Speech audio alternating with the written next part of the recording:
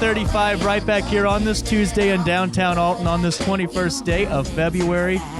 All right, guys, the text line's going to have fun with me on this because they know I botch at least one thing a show, Gail. And, well, I said Stolter, all right, you're right. I got another name wrong, folks.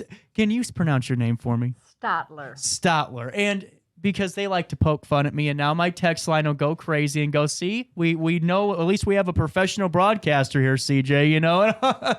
Well, Gail, this is really a fascinating thing. And, you know, in terms of vein access technologies and just learning about some of the different nuances here that are quite surprising. Like, you know, I hate to tell you this. I told you I'd save it for the air.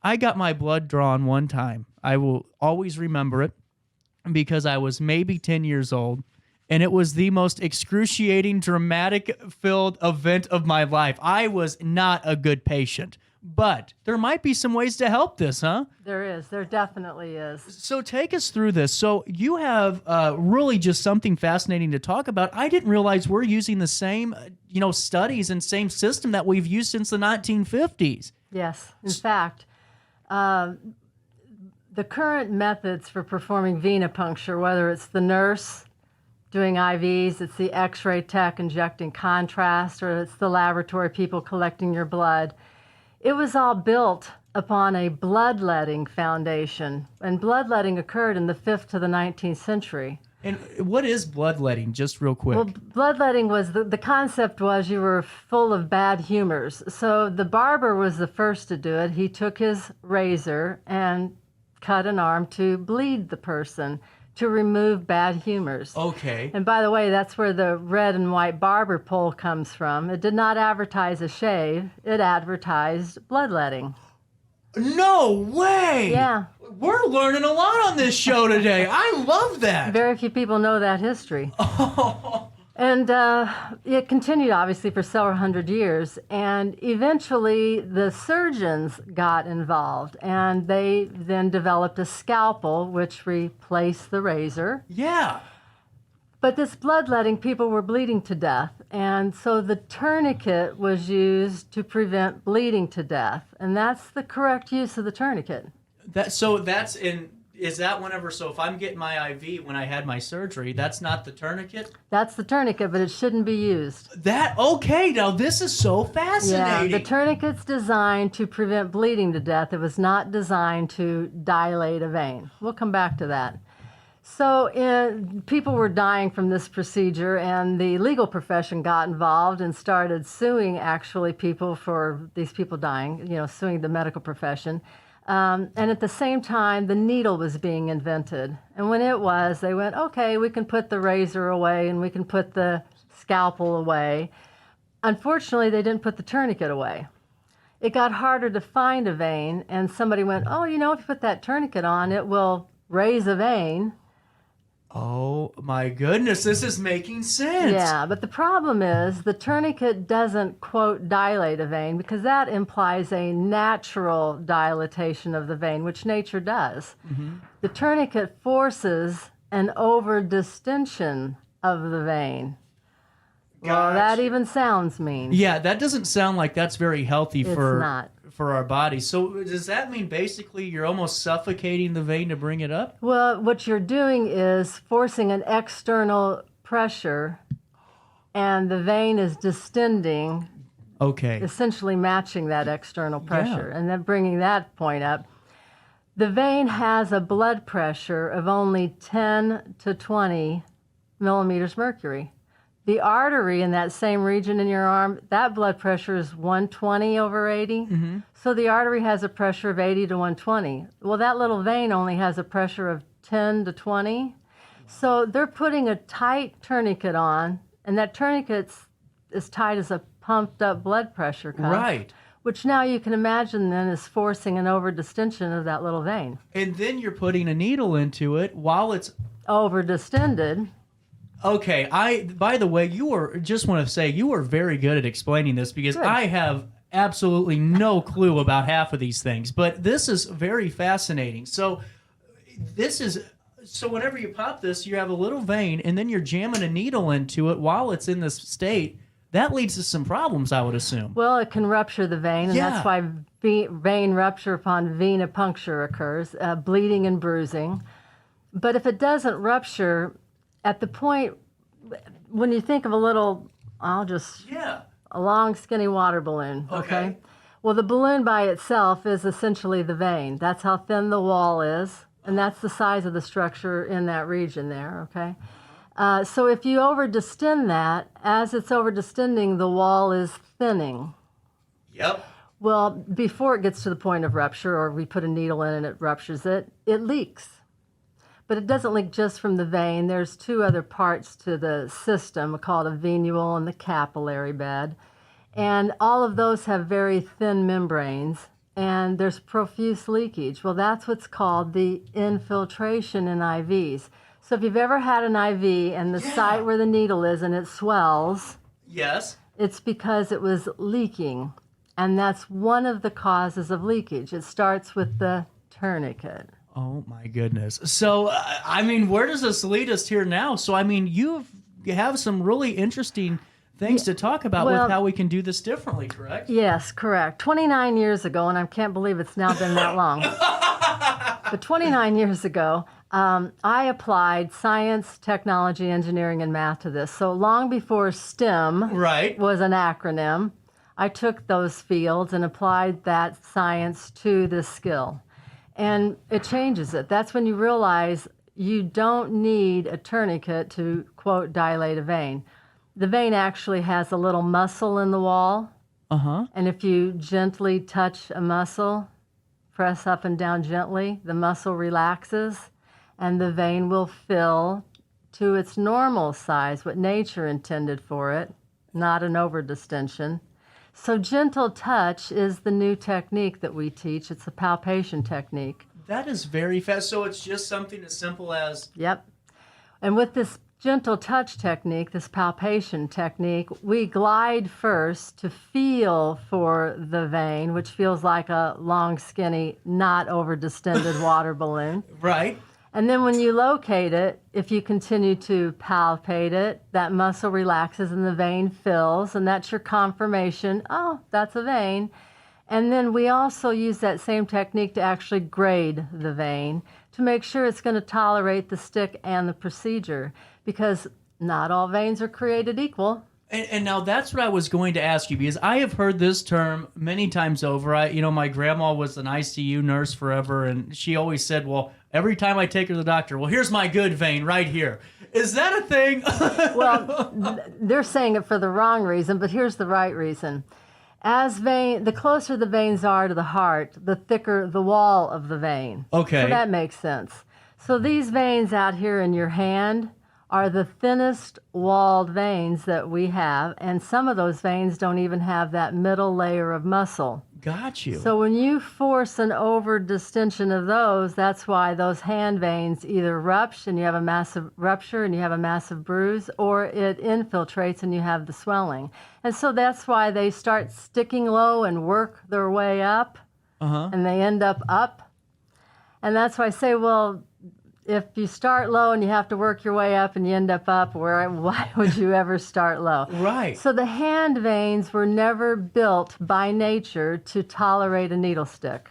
That makes sense, because even, just kind of looking at a vein map, because that's a very fascinating diagram, is to see just how really fine these veins are getting by the end of our, extremities. At the periphery, exactly. Very fascinating. Now, did we talk any about grading the veins yet? Yeah, no, now grading the vein is that concept of we determine how thick the wall of the vein is. Okay, now I'm putting everything together. My mind's blowing a little bit on camera. They're getting the picture here. But so... in terms of this, I mean, why has there been such, and not pushback, but just not really, it seems like the medical field doesn't want to change this kind of tourniquet. Yeah, the medical field doesn't progress very fast. Okay. We've all seen that. Well, yeah. Yeah, bloodletting lasted 1,400 years. So you go, really? It took that long for that light bulb to come on? Yeah. So venipuncture, the way they're currently doing it, is only 160, 160 plus years old. But part of it too is bringing science to this skill. We teach this level of science in medical school, but they don't teach this level of science in nursing school. And nobody, even the science they do teach, they don't apply it to the skill. Yep. So you learn a fact in your anatomy class, and then you go to your clinical, and nobody ever relates the two, connects the dots. Right. Well, this is how we've just done it, and here's our procedure, and Exactly. it makes sense. So, Vein Access Technologies. I was reading something about a VeniCuff. Yes. Can we talk a little bit more about this? Thank you. Since the tourniquet is such a nightmare, and every patient on planet Earth knows that, Oh, it is. nobody likes the tourniquet. That was our first clue. Shouldn't be using that, not for this procedure. Right. All right, so I told you the pressure of the blood in the vein is only 10 to 20. I developed a VeniCuff that looks identical to a water wing Okay. with a cuff attached. And that VeniCuff inflates to 20 millimeters mercury pressure only. Whoa! Oh, So okay. it matches the internal pressure of your vein. That is incredible. Yep. So we support the vein. We don't distort the vein. And now, how has the feedback been from some of the peers in your community and your industry? The few that have used it so far are incredibly pleased with it because, first off, when you put it on, the patient doesn't complain. Their first comment is, wow, that doesn't hurt, because the tourniquet does. Yeah. But what they've discovered is there's less vein injury. There's less bleeding and bruising. And really quick, because I want to circle right back into VeniCuff, but what are some of the things that can happen if you have all these veins getting, blown out or having these, issues? What could they lead to? Okay, well, unfortunately, I had that experience Oh. because the main vein, there's two main veins in your wrist, and one on each wrist has been destroyed from a previous hospitalization because they were doing the way that they wanted to do it. You're like, use my device, just put it on me, And so I'm so sad because I used to teach with those veins. So the problem is you can permanently ruin peripheral superficial veins, which means now they have to do what are called PICC line insertions, meaning they go for deep veins. Yeah, that hurt. Now that's pain, correct? That's a surgery. Yeah. That's cutting through muscle to get to a deep vein. And it's risky because it's a surgery, but it's risky because those deep veins can develop, anytime you put a hole in a vein, a clot is formed Right. to close it. And if the clot breaks loose, it's now called a deep vein thrombosis, a DVT. If it goes to the lung, it changes its name to pulmonary embolus, and those can kill you. So these PICC line insertions have a lot of risk. That's why it's critical, do these peripheral superficial vein accesses correctly so we don't damage them, and then you can use them again and again and again. This has probably been, and I've had over 300 interviews, over 200 different people on the show. This is definitely the most fascinating. Well, thank you. And I mean that. I mean, this is something that... How long ago did you develop this? It was 29 years ago. So 29 years. How are we not seeing you on CNN and on all these big stations? This is a really important piece of medical technology. Yes, it's huge because literally millions of venipunctures are performed daily, and 50% of them fail on every stick. So they're getting multiple sticks. They're getting injuries from the venipuncture. The medical outcome is affected because the IVs aren't getting to where they need to go. The contrast isn't getting to where it needs to go. Right. The blood draw, believe it or not, it falsely elevates laboratory tests when you use that tourniquet. Really? Yep, it's called hemoconcentration. It concentrates the blood because fluid is leaking out. That makes sense. So anyway, there's lots of consequences to bad technique. But up to this point, nobody wants to talk about the subject because obviously nobody wants to talk about the subject. A patient goes, no, I don't want to think about it. Or, even a viewer on your air right now goes, I don't want to hear about that story. I don't want to think about a blood draw or an IV, especially if it was bad. Right. But here's the other thing. Ask yourself, and the viewers can ask themselves, have you ever had a venipuncture, whether it was a blood draw or IV or injection of contrast, that didn't hurt? You go, yeah. Okay, so it's possible. Yeah. So what is it that that person did differently than the rest? Well, when you ask them, they shrug their shoulders and go, I don't know, I just do it. And that's been the problem all along, is they don't know the science, so they don't know what it is they do differently. Well, Yep. that's the part that I can tell them.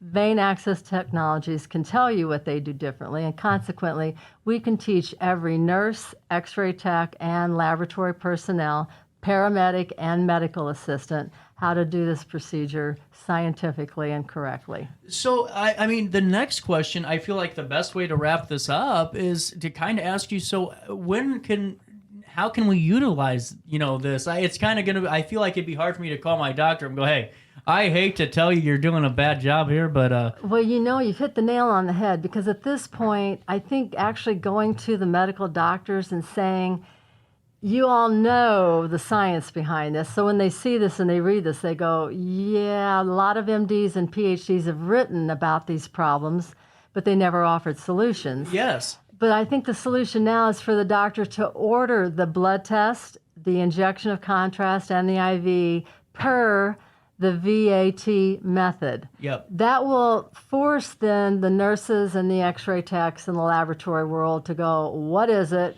And these schools to start looking at, okay, I guess we need to teach this because it's a written order. So maybe from many directions finally. But one of the things, we're doing international webinars now on this. So the outside world is hearing it. They want to know about it. They're attending. And maybe that outside pressure in the U.S. goes, well, hey, this is what they're doing elsewhere. Why aren't we doing it? So maybe from all those directions, people will now take a look at it. Well, all I can ask you is one more thing. What's that? This is the 60 Minutes question. Okay. In a year or two, maybe 3, whenever you're on the cover of Time magazine for Person of the Year for this device, you got to come back on and talk about how you're feeling. Absolutely. I really appreciate it, Gail. Thank you so much for your time. Thank you. It is 10:52 right here on this 21st day of February. We're going to take a quick break. I'll come back up and we'll wrap up this 10 o'clock hour right here in downtown Alton.